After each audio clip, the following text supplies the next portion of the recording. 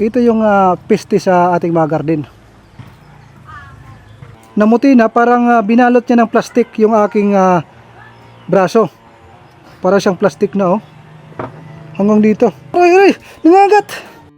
Ito yung communal garden ng barangay. Napakarami ng tanglad o lemongrass. Humingi ako para doon sa ating farm na sisimulan. Ito yung mga umuubos ng dahon. Ito yung peste sa ating mga garden. Ngayon lang makita ng snail na dumapo. Hindi nahihiya sa aking kamay. Ayan, oh. Mga ka-farmers. Hinawakan ko lang ito, mga ka-farmers, kasi nang kumuha ako ng lemongrass o tanglad, nasa puno.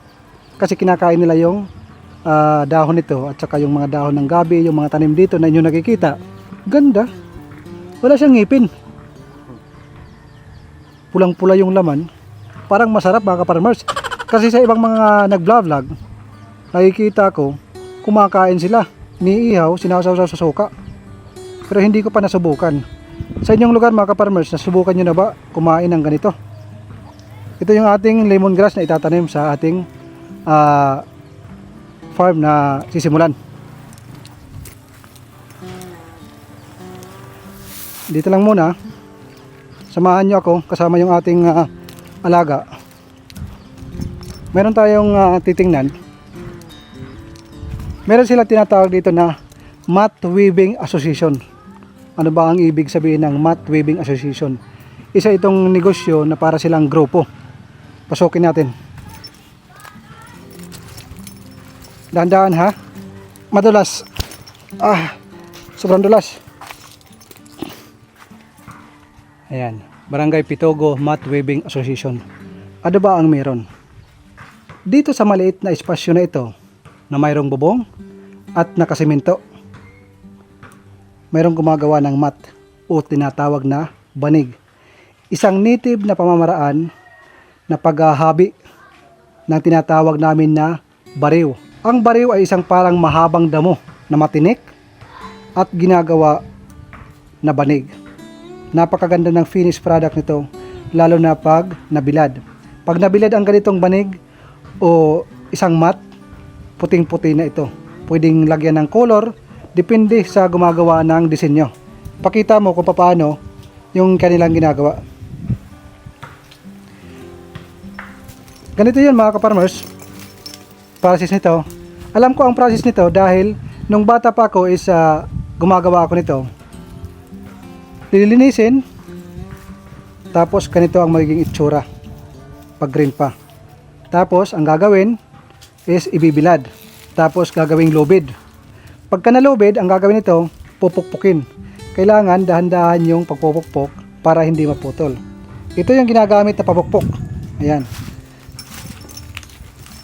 Ang pagpupukpok nito, every morning. Hindi ka pwede magpukpok ng hapon at matapang yung araw or matindi yung araw. Kasi ang nangyayari, pag maaraw, mainit, malutong, mga ka-farmers. Pag pinukpok, maaaring maputol ang bariyo. Isang native na damo na tumutubo sa kagubatan. Ito yung itsura pag hindi pa nalubid. Kulay brown pa siya, mga ka-farmers, pero once na ito ay mabilad, lilitaw yung kanyang pagka-native na parang puti. Ganyan, mga ka-farmers, ang paggagawa. Paano ba yan ginagawa? Ipapakita ko sa inyo. Ang tawag dito, mga ka-farmers, ang isang mahaba na yan, isang linya, isang paras. Yan, isang ganyan. Isang linya yan, mga ka-farmers. Ito, ang gumagawa dito is nasa pangalawa na. Ito, pag may bumibili, yung paa. Kung ilang paa, doon ang presyo. Magkano ang paa ngayon, mga ka-farmers? Kasi nang nandito ako, 2010, pakamura pa sa panahon na yon. Pero sa ngayon, siguro is nasa around 100 na, mga ka-farmers. Mas matindi kung ang bumibili is mahaba yung paa. Kasi kung sino ang bibili, sa kanyang paa ang susukatan. Ganyan yung pagbibili dito, yung presyuhan. Pagdating naman sa mga alpor, minsan, pakiyawan yung pagbibili. At pagdating sa mga retail, doon naman, iba na yung pagkabinta. Per piece na. Ngayon, papakita ko sa inyo paano gumawa. Ito yung paggagawa, mga ka-farmers. Shoutout pala, itlog ko. Shoutout pala sa Barangay Pitogo Mat Weaving Association. Pasensya na kayo at wala kayo dito at hindi ako makapagpaalam sa inyo. Pinakialaman ko ang inyong project, dalawang banig. Pero napakita ko sa inyo na hindi ko pa nakakalimutan yung aking experience simula ng bata pa ako. Ganyan mga kaparmers. Ganito yung paghahabi nito. Masakit lang ito sa likod mga kaparmers. Ganyan. Kuha ka ng isa. Tapos bibilang ka. 1, 2, 3, 4, 5, 6. 6 yung nasa taas. Kailangan, yung nasa taas mamaya, 6 din. Ganyan. Kailangan, iinatin mo. Yan. Kung maaari, pwedeng gamitin nyo yung daliri ng paa. Kailangan, maganda ang iyong pagkakainat para yung finishing product is malinis at siguradong mabibili. Sa una mga kaparmers, ng bata pa ako, mabilis akong gumawa nito. Kasi dito kami kumukuha para sa pang-alawan, sa pang-araw-araw. Ngayon, sinasabi ko kanina na 6, 1, 2, 3, 4, 5. Dapat 6 mga kaparmers. Dapat 6 palagi yung taas, 6 yung baba, para straight yan. Isa pa mga kaparmers. Ngayon, kunin ko ang nasa ilalim, lagay sa ibabaw. Hindi ko nakakalimutan yung aking mga experience mga kaparmers. Oops, baba, taas,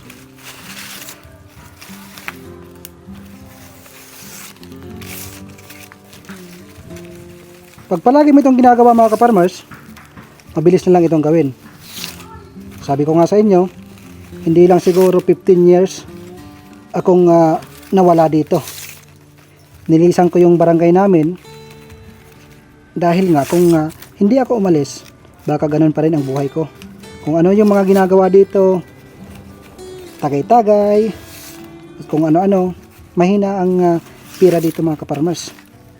Ngayon, nang nag-abroad ako, ang baon ko is mga inspiration at kaalaman, mga plano galing sa aking pagtatrabaho sa abroad. So sinabi ko sa sarili ko na mag-iipon ako nung nasa abroad pa ako at gagawa ako ng paraan para hindi na bumalik doon. Para nag-i-enjoy na ako mga kaparmers. Baka yung gumagawa nito sabihin na bakit tapos na. Di ba? Sino ba yung mga nakakaalam gumawa ng mga ganito? Minsan ginagawang bag, ginagawang sombrero. Pag napuputol mga kapartners, madali lang yan, may diskarte yan. Dudugtungin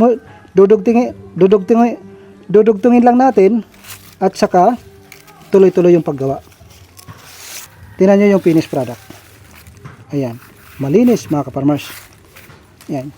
Yan yung mga makalumang banig, native. Sa ngayon mga kaparmers, hindi lang banig ang gamit dito.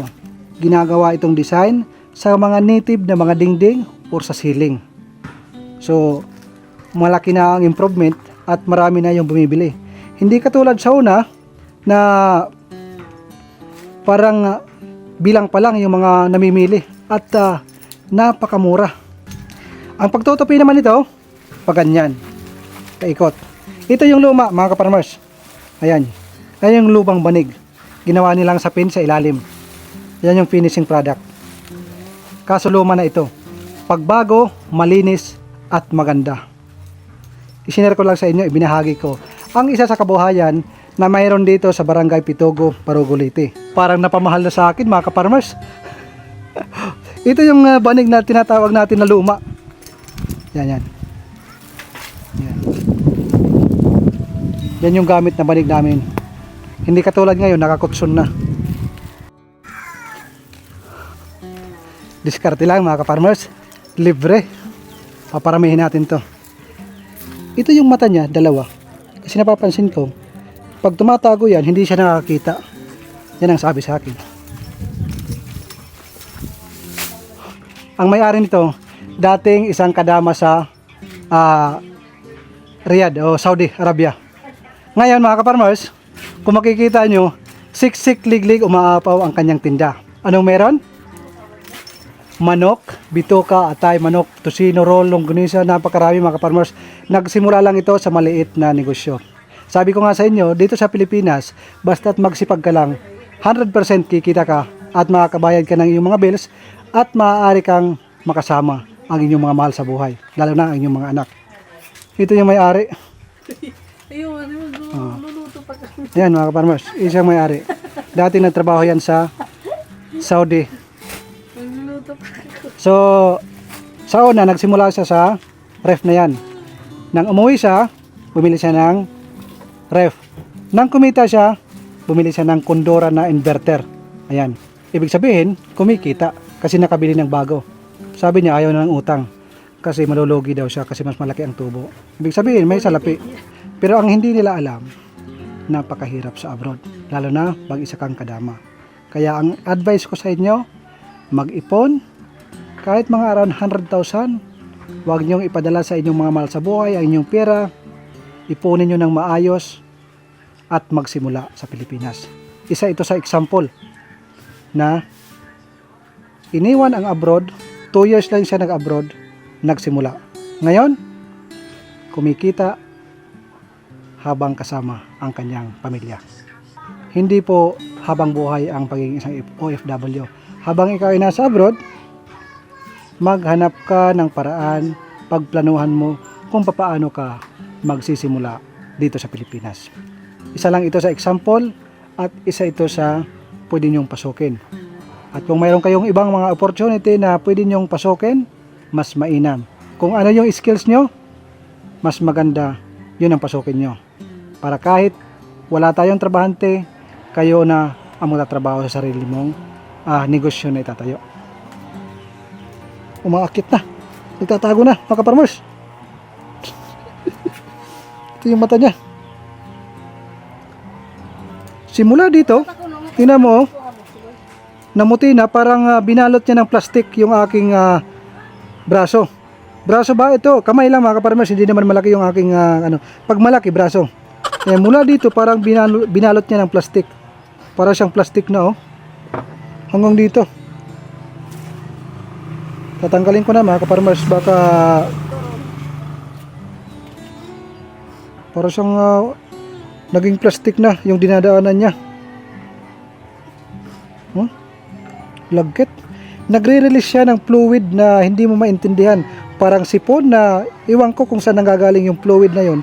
Bawat dinadaanan niya is parang nagiging plastic. Magkakaroon ng cover na plastic. Ayan o. Tanggalin ko na mga farmers. Baka pumasok dun sa aking alam niyo na. Pag inaano natin to, para siyang nahihiya. Ang bait nito mga ka-farmers. Oh, pulang-pula yung karne nito. Meron ba kayo naiisip mga ka-farmers?